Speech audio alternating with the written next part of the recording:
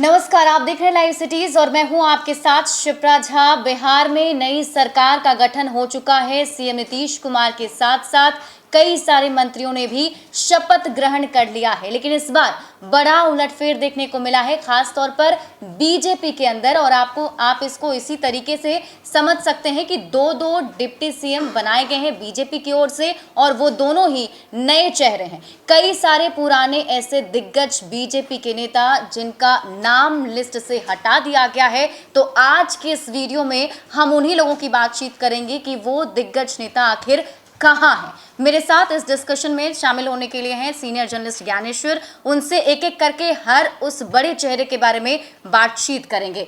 सबसे पहले ये इस तरीके जैसे कि बहुत दिनों से ये ऐसे चेहरे थे जो लगातार बीजेपी को देख रहे थे, सही तरीके से समझ रहे थे और बहुत भरोसा करती थी पार्टी उन लोगों पर, लेकिन एक एक करके उन लोगों को साइड आउट कर दिया गया है। और सबसे बड़ा नाम सुशील कुमार मोदी का। देखिए, सुशील कुमार मोदी तो आउट ही हो गए जी। डिप्टी सीएम की कुर्सी छीन ही ली गई। और यह कयास शुरुआत से लगाए जा रहे थे जी। कि जब बीजेपी बड़ी पार्टी बनेगी, नीतीश कुमार भले मुख्यमंत्री हों, लेकिन इस जोड़ी को अमित शाह और नरेंद्र मोदी तोड़ देंगे। और यह जोड़ी तोड़ दी गई है जी। सुशील मोदी अब डिप्टी सीएम नहीं है। डिप्टी सीएम दो ऐसे नए चेहरे हैं, तारकिशोर प्रसाद और रेणु देवी, जिन्हें कल तक कोई नहीं जानता था, कोई पहचान नहीं थी। अब सुशील मोदी, देखिए इस कार्यक्रम में हम लोग कह रहे हैं किस्मत के मारे भाजपा के बेचारे। तो सुशील मोदी दिल्ली पहुंचते हैं तो किस रूप में पहुंचते हैं, यह देखने वाली बात होगी। देखिए, बिहार में नीतीश कुमार और सुशील मोदी एक ही क्वाइन के दो माने जाते थे, ठीक है ना। तो अब सोशल मीडिया पर किस तरीके से ट्रोल हो रहे हैं। अच्छा। लोग कहने वाले कह रहे हैं कि दिल्ली पहुंचकर सुशील मोदी केंद्रीय मंत्रिपरिषद में शामिल होंगे या सुशील आडवाणी बन जाएंगे, मतलब मार्गदर्शक मंडल में चले जाएंगे। लोग यह भी कह रहे हैं कि चुनाव के पहले बीजेपी ने बिहार में जिस 19 लाख रोजगार की बात की, निर्मला सीतारमण ने, याद कीजिए, आकर प्रेस कॉन्फ्रेंस करी थी और इसके बाद सुशील मोदी ने बैटिंग शुरू की थी कि मेरे पास 19 लाख रोजगार देने का रोड मैप है। लेकिन अब चुनाव के बाद सबसे पहले बिहार में सुशील मोदी ही बेरोजगार हो गए हैं, यह सोशल मीडिया पर खबरें चल रही हैं। तो सुशील मोदी तो सीन से गायब हो गए।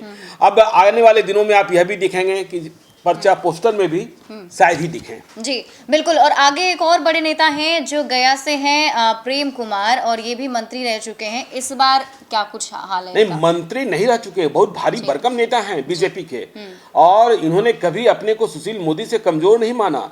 लेकिन आज जिस तरीके से वो मंत्री परिषद की रेस से बाहर हो गए, यह बात समझ से परे है।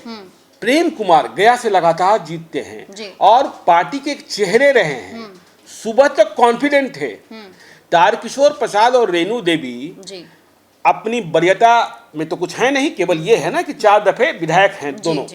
लेकिन प्रेम कुमार और नंदकिशोर यादव के सामने इनके चेहरे बहुत छोटे थे, लेकिन पार्टी ने अचानक इनका चेहरा इतना बड़ा कर दिया और प्रेम कुमार आज किस्मत के मारे हो गए। मैं ये नहीं कहता कि आगे आने वाले दिनों में जब मंत्रिपरिषद का विस्तार होगा, क्योंकि आज जो मंत्रिपरिषद बनी है उसमें पुराने चेहरे में बीजेपी की ओर से सिर्फ मंगल पांडे को जगह मिली है। तो प्रेम कुमार का इस तरीके से आउट हो जाना, यह बात किसी को समझ में नहीं आ रही है। ये हो क्या गया? प्रेम कुमार भी आउट हो जाएंगे, नंदकिशोर यादव भी आउट हो जाएंगे। खबर आ रही है कि कोई एक बिहार विधानसभा का अध्यक्ष होगा, क्योंकि बिहार विधानसभा का अध्यक्ष पद बीजेपी के खाते में जा रहा है। लेकिन प्रेम कुमार और नंदकिशोर यादव दोनों में से एक ही होंगे ना, तो एक तो किस्मत के मारे हो गए, वेटिंग लिस्ट में हो गए। अब कब मंत्रिमंडल का विस्तार होता है उस पर, जब केंद्रीय नेतृत्व ने अभी से ऐसा ही रुख अख्तियार कर रखा है कि मुझे नए चेहरों को लाना है, मुझे पुराने चेहरों से साथ नहीं रखना है। जब देखिए, जब पहली बार सरकार बनी, ये जो नई विधानसभा है सरकार बनी, और जिस तरीके से नीतीश कुमार के साथ और नए 2 डिप्टी सीएम बनाए गए, तो संभावना इस बात की थी कि जो पुराने लोग हैं वो बीजेपी को मजबूत करने के लिए साथ होंगे। लेकिन प्रेम कुमार भी हट गए, नंदकिशोर यादव भी हट गए, तो ये तो किस्मत के मारे हो गए ना। अब किस्मत के मारे, देखिए नंदकिशोर यादव के बारे में खबर है कि अध्यक्ष बनने जा रहे हैं, लेकिन वो बनना नहीं चाहते थे, वो मंत्री बनना चाहते थे। लेकिन यदि बने भी तो प्रेम कुमार कहाँ? चलिए, तो आगे बात कर लेते हैं। अब से इन दो जोड़ी के बारे में हमने बात कर ही लिया, प्रेम कुमार और नंदकिशोर यादव के बारे में। अब बात है राम नारायण मंडल। देखिए, राम नारायण मंडल बांका से चुनाव जीते हैं, फिर से बिहार सरकार में भूमि सुधार राजस्व मंत्री थे। बीच में विवाद भी हुआ और चुनाव के ठीक पहले ही 2-3 महीने पहले आपको याद है कि बिहार में सीओ के ट्रांसफर को लेकर, सर्किल ऑफिसर्स के ट्रांसफर को लेकर बड़ा विवाद हो गया कि इसमें बड़ी गड़बड़ी हुई है। इसके बाद राम नारायण मंडल फोन स्विच कर गायब हो गए थे, स्विच ऑफ करके गायब हो गए थे। उनकी तलाश मुख्यमंत्री नीतीश कुमार बांका तक कर रहे थे, मतलब वे नहीं मिले। इसके बाद पूरी की पूरी लिस्ट कैंसिल करनी पड़ी, तो ये आरोपों में घिर गए थे। लेकिन इतने बड़े चेहरे हैं भाजपा के और उस इलाके में बांका में कि ये भी वैसे हैं, लेकिन अब इनकी संभावना कोई रह नहीं गई, क्योंकि तारकिशोर प्रसाद जो डिप्टी सीएम बनाए गए हैं वो भी वैसे हैं, राम नारायण मंडल भी वैसे। तो ये चाहे जितने बड़े हों, इनकी संभावनाएं तो अब खत्म हो गई, ये भी किस्मत के बारे हैं। बिल्कुल। और इस लिस्ट में अगला नाम है विनोद नारायण झा का। विनोद नारायण झा देखिए बिहार सरकार में मंत्री थे, ठीक है, अब तो नई मंत्री परिषद बन गई। और विनोद नारायण झा वैसे मंत्री थे कि उन्हें एमएलसी बनाकर मंत्री बनाया गया था बीजेपी की ओर से। बीजेपी में बड़ा वजन था। इस दफे उन्हें एमएलसी रहते हुए भी बेनीपट्टी से टिकट दिया गया और वे चुनाव जीत कर आए। बात ये चल रही थी कि मधुबनी से विनोद नारायण झा मंत्री बनते हैं या नीतीश मिश्रा बनते हैं। जी। लेकिन ये दोनों नहीं बने। झंझारपुर से नीतीश मिश्रा भी चुनाव जीते और विनोद नारायण झा भी चुनाव जीते बेनीपट्टी से, लेकिन दोनों के दोनों गोल हो गए, नहीं बने। हाँ, बेटिंग लिस्ट में है, पता नहीं आगे किस्मत जी बिल्कुल। आगे इस लिस्ट में नाम है विजय कुमार सिन्हा का। विजय कुमार सिन्हा, देखिए वैसे ही यह बात कही जा रही है कि जो नई मंत्री परिषद है उसमें सवर्णों को तवज्जो किसी भी पार्टी ने, जेडीयू और बीजेपी ने नहीं दी। टॉप 3 पोस्ट मुख्यमंत्री नीतीश कुमार तय थे, इसमें कहीं कोई शक नहीं था। 2 डिप्टी सीएम जब बनाने की बात हो रही थी तो बात हो रही थी उनमें से कोई एक सवन होगा, लेकिन वो भी नहीं हुआ। विजय कुमार सिन्हा पिछले कई दफे से चुनाव जीत रहे हैं लखीसराय से, इस दफे भी जीते और भूमियार चेहरे हैं, पार्टी के प्रति समर्पित रहे हैं। लेकिन जब सूची आई तो विजय कुमार सिन्हा भी गायब, गोल। अब सारी संभावनाएं, कल इनके समर्थक तो कह रहे थे कि डिप्टी सीएम होंगे, अच्छा, लेकिन अब वही समर्थक कह रहे हैं जो कल इन्हें डिप्टी सीएम बता रहे थे, आज फेसबुक पर लिख रहे हैं कि बिहार में सवर्ण जातियां जो हैं वो जेडीयू और बीजेपी कार्यालय में सिर्फ झाड़ू पोछा के लिए है और दरी बिछाने के लिए है। चलिए, आगे इस लिस्ट में नाम है राणा रणधीर का। देखिए, राणा रणधीर मधुबन से बिहार सरकार में सहकारिता मंत्री थे, ये भी गायब हो गए, किस्मत के मारे ही कहे जाएंगे। अब इनकी जगह जो अभी आज कैबिनेट बनी है उसमें अमरेंद्र प्रताप सिंह आ गए, आरा से चुनाव जीते हैं, तो इनकी जगह अब देखिए आने वाले दिनों में ये बन पाते हैं नहीं बन पाते हैं, यह देखने वाली बात होगी।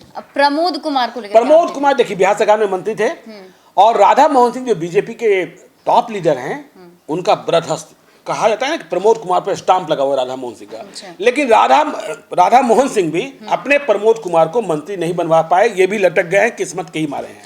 आगे नाम है कृष्ण कुमार ऋषि। कृष्ण कुमार ऋषि देखिए बनमनखी से फिर से चुनाव जीते, बिहार सरकार में मंत्री थे, ये भी वही वाली बात है, किस्मत ने मार दिया।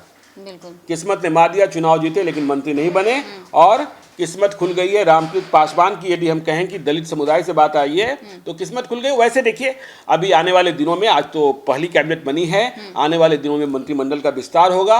अब इन्हें ये जो लोग वेटिंग लिस्ट में रह गए हैं उन्हें जगह मिलती है कि नहीं मिलती है, क्योंकि जो केंद्रीय नेतृत्व है बीजेपी का वह यह दिखाई पड़ रहा है, उसका जो मूड है वह दिखाई पड़ रहा है कि वह नए चेहरों को आगे लाना चाहता है और पुराने चेहरों से पिंड छुड़ाना चाहता है।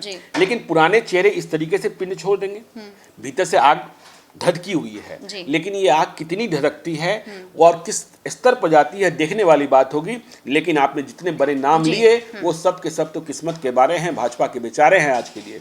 बिल्कुल, तो ये ऐसे लिस्ट है और ऐसे नामों की लिस्ट हमने और भी कई लोग आ जाएंगे जो चुनाव जीत कर आए हैं, लेकिन बहरहाल ये जो बिहार सरकार में मंत्री थे या जिनकी दावेदारी कंफर्म मानी जा रही थी उन्हीं की चर्चा हम कर रहे थे। बिल्कुल, और वैसे क्योंकि पहले भी मंत्री रह चुके हैं और कद्दावर नेता बीजेपी के रह चुके हैं, पुराने चेहरे हैं, पार्टी भरोसा करती है इन पर, और इन लोगों को साइड आउट करने के बाद जो है कहीं ना कहीं एक मन में कई सारे सवाल भी उठते हैं कि आखिर ये लोग कैसे साइड आउट हो गए हैं। फिलहाल अभी जो है ये पहली कैबिनेट बनी है और जैसा कि सर ने बताया कि अभी इसका और भी ज़्यादा विस्तार होना है, तो उस पर भी हमारी नज़र बनी रहेगी। आप हमारे साथ ज़्यादा अपडेट के लिए जुड़े रहिए और अभी तक अगर आपने हमारा यूट्यूब चैनल सब्सक्राइब नहीं किया है तो सब्सक्राइब कर लीजिए। ये वीडियो अगर आप फेसबुक पेज पर देख रहे हैं तो पेज को लाइक कीजिए, साथ ही साथ आप हमें ट्विटर पर फॉलो करना मत भूलिएगा। धन्यवाद।